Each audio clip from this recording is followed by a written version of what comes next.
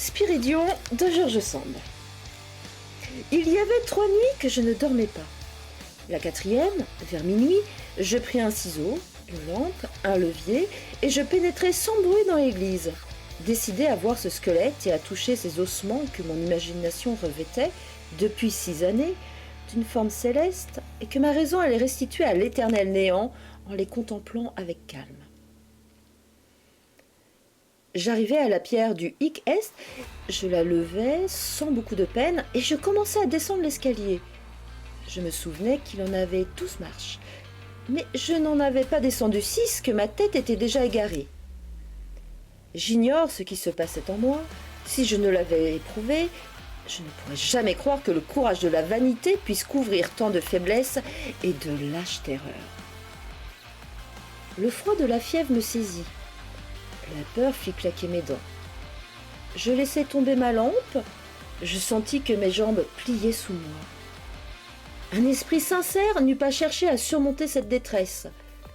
Il se fût abstenu de poursuivre une épreuve au-dessus de ses forces. Il eût remis son entrevue à un moment plus favorable.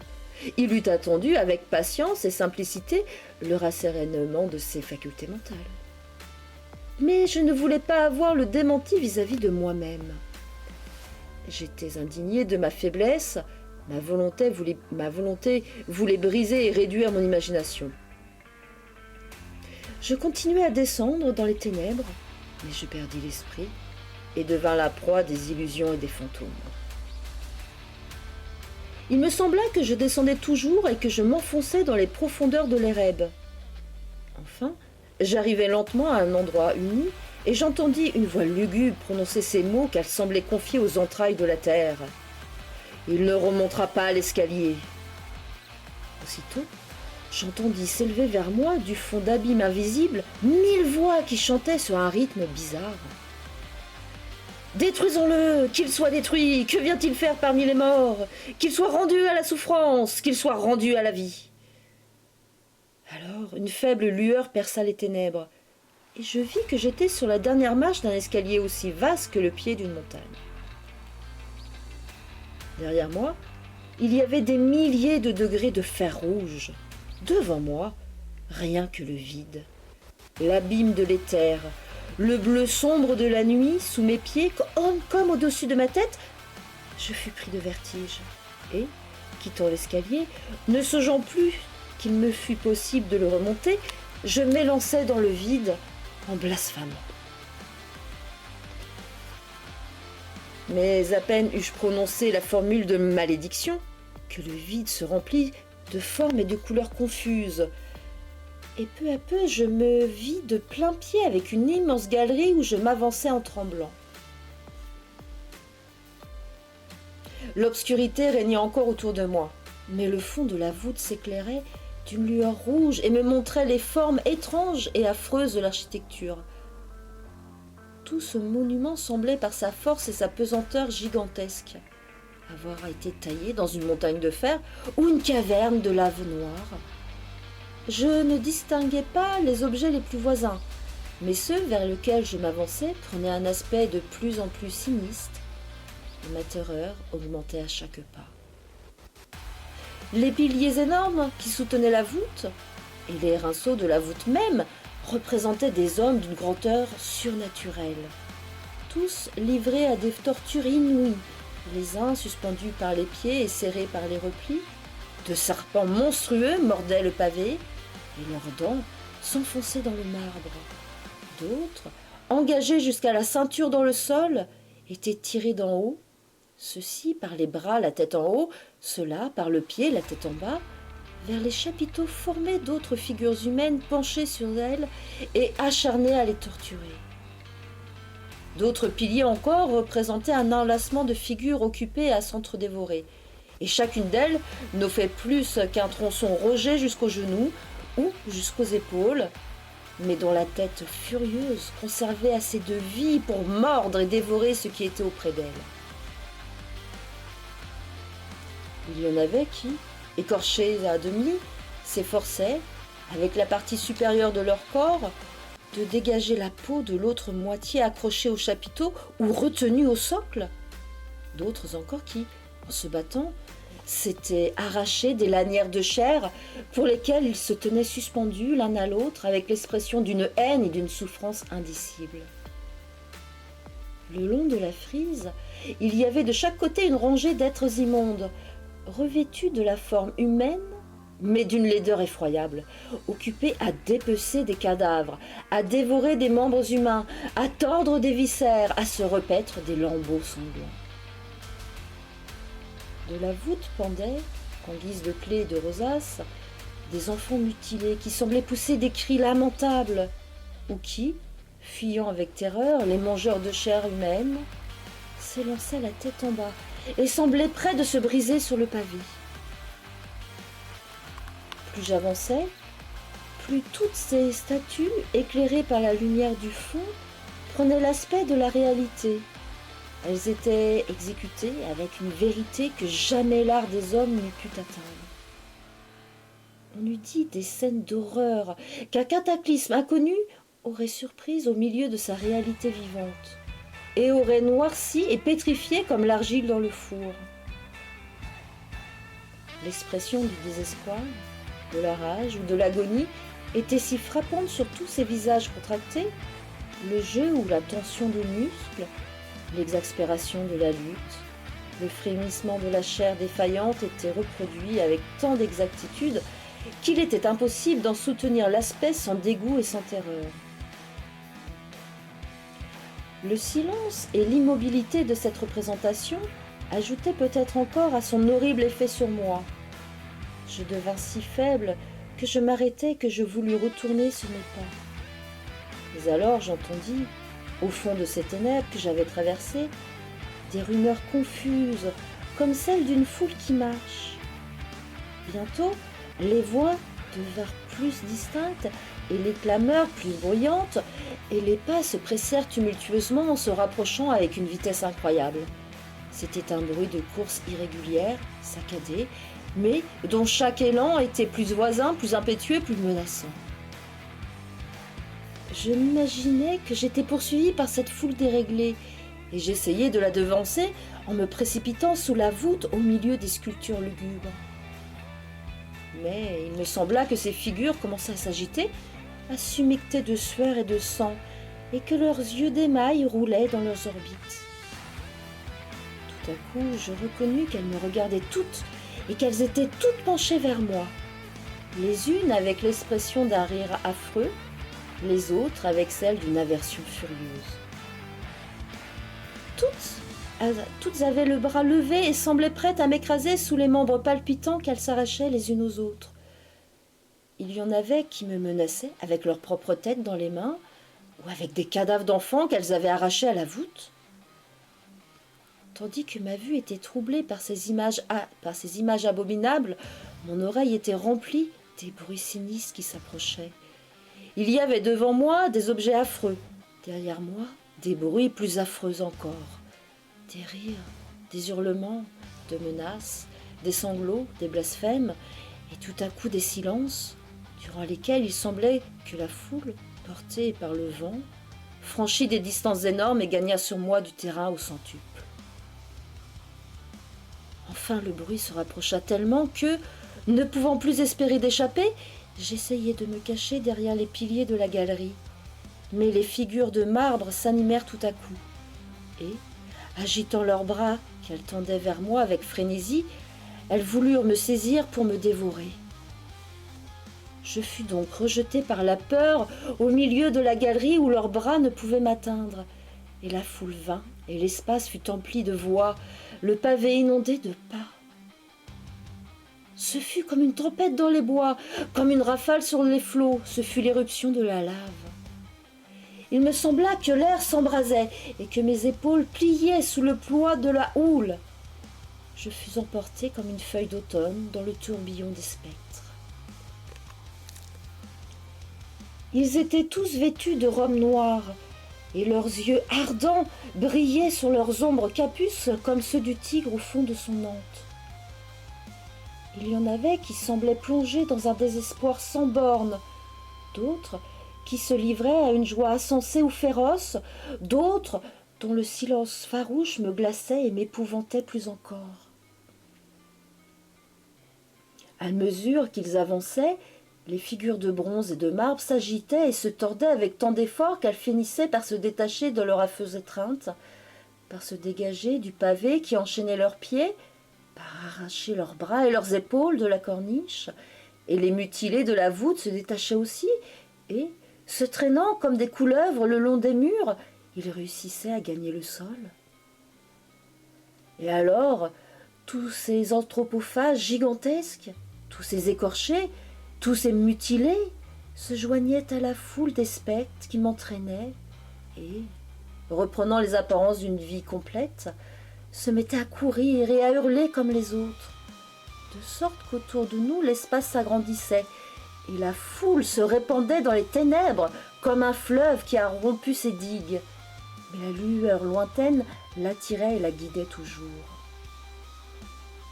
Tout à coup, cette clarté blafarde devint plus vive, et je vis que nous étions arrivés au but. La foule se divisa, se répandit dans des galeries circulaires, et j'aperçus au-dessus de moi, à une distance incommensurable, à l'intérieur d'un monument tel que la main de l'homme n'eût jamais pu le construire. C'était une église gothique, dans le goût de celle que les catholiques érigeaient au XIe siècle, dans ce temps où leur puissance morale, arrivée à son apogée, commençait à dresser des échafaudages et des bûchers. Les piliers élancés, les arcades aiguës, les animaux symboliques, les ornements bizarres, tous les caprices d'une architecture orgueilleuse et fantasque étaient là, déployés dans un espace et sur des dimensions telles qu'un million d'hommes eût pu être abrités sous la même voûte. Mais cette voûte était de plomb, et les galeries supérieures où la foule se pressait étaient si rapprochées du fait que nul ne pouvait s'y tenir debout, et que, la tête courbée et les épaules brisées, j'étais forcée de regarder ce qui se passait tout au fond de l'église, sous mes pieds, à une profondeur qui me donnait des vertiges. D'abord, je ne discernais rien que les effets de l'architecture, dont les parties basses flottaient dans le vague, tandis que les parties moyennes s'éclairaient de lueurs rouges, entrecoupées d'ombres noires, comme si un foyer d'incendie eût éclaté de quelques points insaisissables à ma vue. Peu à peu, cette clarté sinistre s'étendit sur toutes les parties de l'édifice, et je distinguais un grand nombre de figures agenouillées dans la nef, tandis qu'une procession de prêtres revêtus de riches habits sacerdotaux défilait lentement au milieu, et se dirigeait vers le chœur en chantant d'une voix monotone. Détruisons-le, détruisons-le, que ce qui appartient à la tombe soit rendu à la tombe. Ce chant lugubre réveilla mes terreurs, et je regardai autour de moi, mais je vis que j'étais seule dans une des travées. La foule avait envahi toutes les autres. Elle semblait ne pas s'occuper de moi. Alors j'essayai de m'échapper de ce lieu d'épouvante, où un instinct secret m'annonçait l'accomplissement de quelques affreux mystères. Je vis plusieurs portes derrière moi, mais elles étaient gardées par les horribles figures de bronze, qui ricanaient et se parlaient entre elles en disant « On va le détruire, les lambeaux de sa chair nous appartiendront. » Lassée par ces paroles, je me rapprochai de la balustrade en me courbant le long de la rampe de pierre pour qu'on ne pût pas me voir. J'eus une telle horreur de ce qui allait s'accomplir que je fermai les yeux et me bouchai les oreilles. La tête enveloppée de mon capuce et courbée sur mes genoux, je vins à bout de me figurer que tout cela était un rêve et que j'étais endormie sur le grabat de ma cellule. Je fis des efforts inouïs pour me réveiller et pour échapper au cauchemar, et j'ai cru m'éveiller en effet. Mais en ouvrant les yeux, je me retrouvai dans la travée, environnée à distance des spectres qui m'y avaient conduit. Et je vis au fond de la nef la procession des prêtres qui étaient arrivés au milieu du chœur, qui formaient un groupe pressé au centre duquel s'accomplissait la scène d'horreur que je n'oublierai jamais. Il y avait un homme couché dans un cercueil, et cet homme était vivant. Il ne se plaignait pas, il ne faisait aucune résistance, mais des sanglots étouffés s'échappaient de son sein, et ses soupirs profonds, accueillis par un morne silence, se perdait sous la voûte qui le renvoyait à la foule insensible. Auprès de lui, plusieurs prêtres, armés de clous et de marteaux, se tenaient prêts à l'ensevelir aussitôt qu'on aurait réussi à lui arracher le cœur. Mais c'était en vain que, les bras sanglants et enfoncés dans la poitrine entr'ouverte du martyr, chacun venait à son tour fouiller et tordre ses entrailles. Nul ne pouvait arracher ce cœur invincible que des liens de diamants semblaient retenir victorieusement à sa place. De temps en temps, les bourreaux laissaient échapper un cri de rage et des imprécations mêlées à des huées leur répondaient du haut des galeries. Pendant ces abominations, la foule prosternée dans l'église se tenait immobile dans l'attitude de la méditation et du recueillement. Alors, un des bourreaux s'approcha tout sanglant de la balustrade qui sépare le chœur de la nef et dit à ses hommes agenouillés : « Âme chrétienne, fidèles, fervents et purs, ô mes frères bien-aimés, priez, redoublez de supplications et de larmes, afin que le miracle s'accomplisse et que vous puissiez manger la chair et boire le sang du Christ, votre divin Sauveur. » Et les fidèles se mirent à prier à voix basse, à se frapper la poitrine et à répandre la cendre sur leur front, tandis que les bourreaux continuaient à torturer leur proie et que la victime murmurait en pleurant ces mots souvent répétés. « Oh mon Dieu, relève ces victimes de l'ignorance et de l'imposture. » Il me semblait qu'un écho de la voûte, tel qu'une voix mystérieuse, apportait ses plaintes à mon oreille. Mais j'étais tellement glacée par la peur que, au lieu de lui répondre et d'élever ma voix contre les bourreaux, je n'étais occupée qu'à épier les mouvements de ceux qui m'environnaient, dans la crainte qu'ils ne tournassent leur rage contre moi en voyant que je n'étais pas un des leurs. Puis j'essayais de me réveiller. Pendant quelques secondes, mon imagination me reportait à des scènes riantes. Je me voyais assis dans ma cellule par une belle matinée, entouré de mes livres favoris, mais un nouveau soupir de la victime m'arrachait à cette douce vision.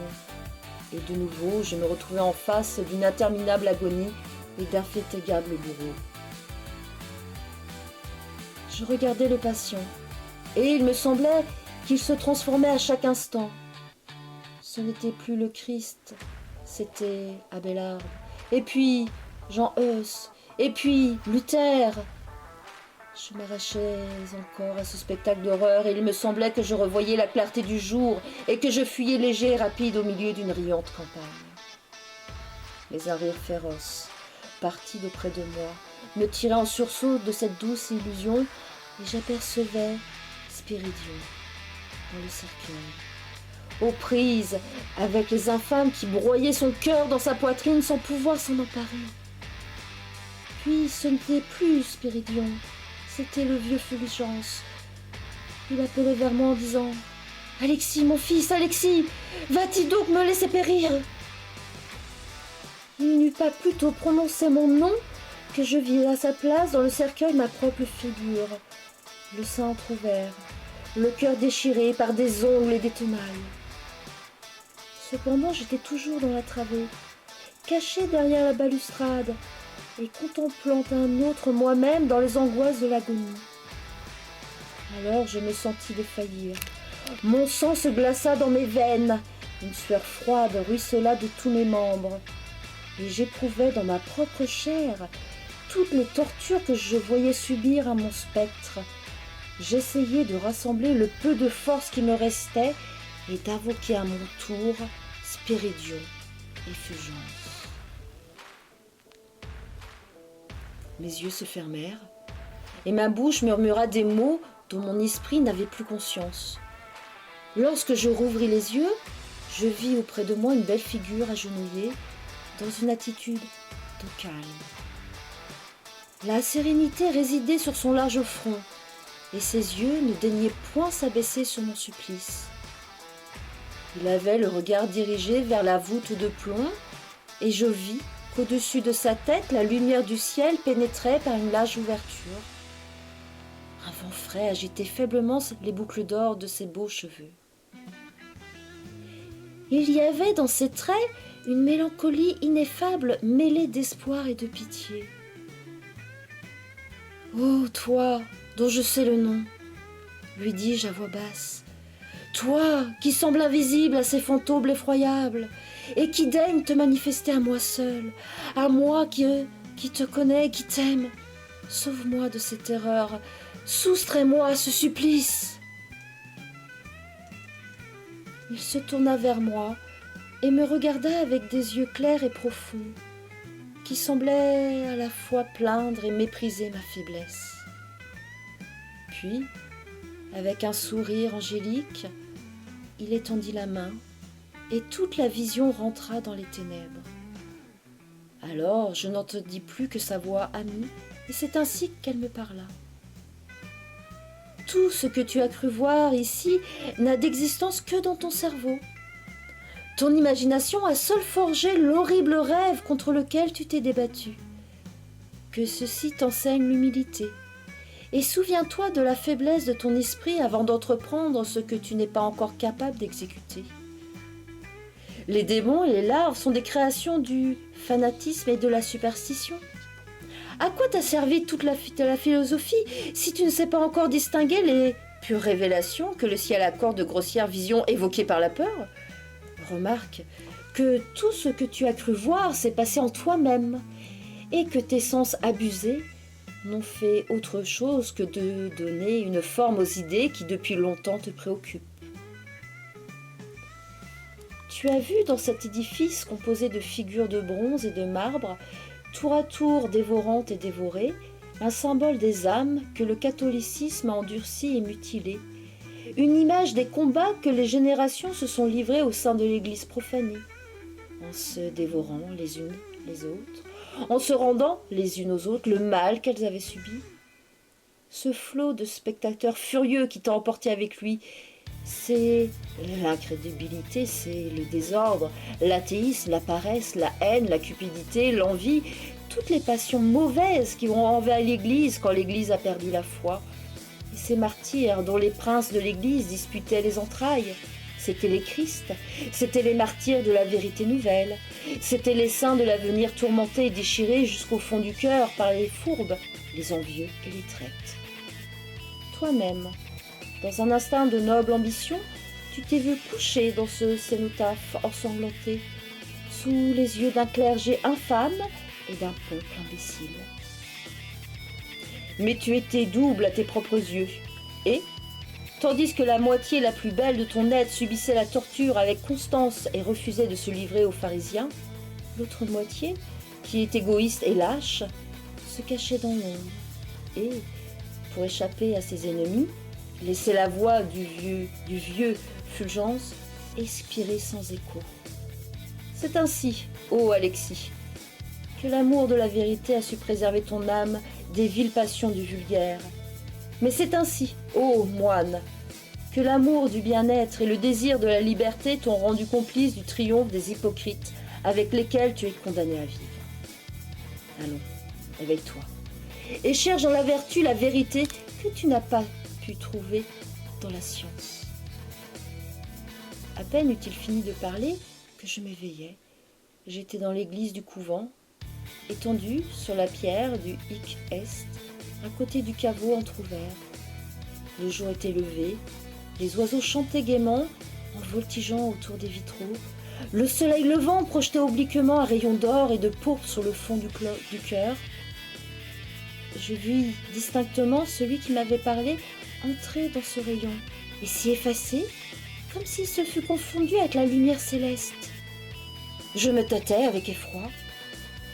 J'étais appesanti par un sommeil de mort, et mes membres étaient engourdis par le froid de la tombe. La cloche sonnait matine. Je me hâtais de replacer la pierre sur le caveau, et je pus sortir de l'église avant que le petit nombre de fervents qui ne se dispensaient pas des offices du matin y eût pénétré. Voilà pour cette nouvelle de George Sand.